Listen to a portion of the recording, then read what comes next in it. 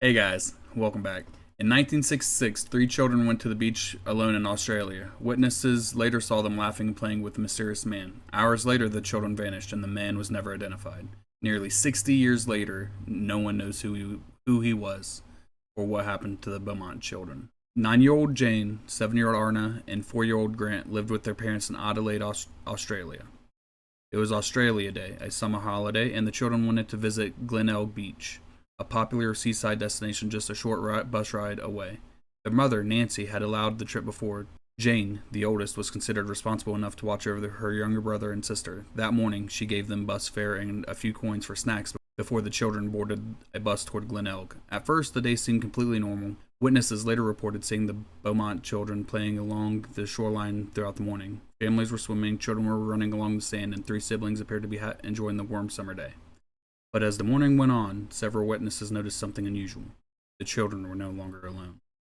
Multiple people reported seeing the Beaumont children with an unknown man. Witnesses described him as a tall, athletic, likely in his late 20s or early 30s, with light-colored hair and a narrow face. He was wearing swimming trunks and appeared relaxed, as though he belonged there.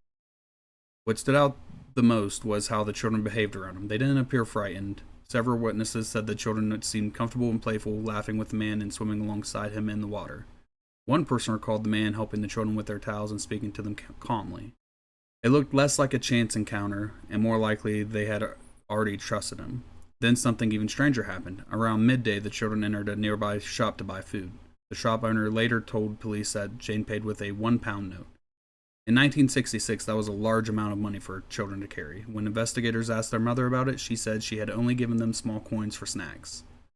That meant someone else had likely given them the money. Investigators began to suspect the mysterious man from the beach. Throughout the early afternoon, witnesses continued seeing the children around Glenelg, but the final possible sighting came from a local bus driver. The driver believed he saw the Beaumont children walking along Jetty Road, the main street leading away from the beach and toward the bus stop. According to him, the three siblings appeared to be heading home, but there was one critical detail. The kids were alone. The man who had been seen with them all morning was nowhere to be seen. No one can confirm whether the children ever boarded that bus. They never returned home that afternoon. By evening, their mother began to panic. Hours passed with no sign of the children, and police were eventually called. What followed was one of the largest search operations in Australian history. Thousands of volunteers searched beaches, parks, and nearby neighborhoods, but no bodies were ever found. No arrests were ever made. The identity of the mysterious man seen playing with the children on Glenelg Beach has never been discovered. The main suspect I found in this case is Harry Phipps. He matched the description and demeanor of the witness. He owned a home right down the street from the beach, located at the corner of Sussex and Augusta in Glenelg, Australia.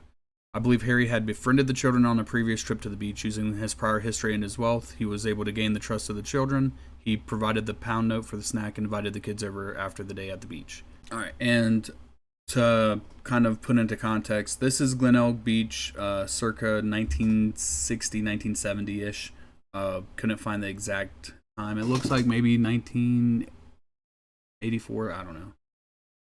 But this is the beach that they visited. This is Glenelg Beach, and this is the updated version. So I believe Harry Phipps lived either from here to here in this little complex.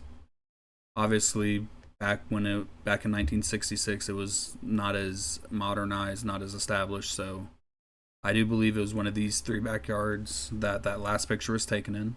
This is an older version of the picture. As you can see, this is the beach. This is Jetty Road. This is Sussex. And this is Augusta.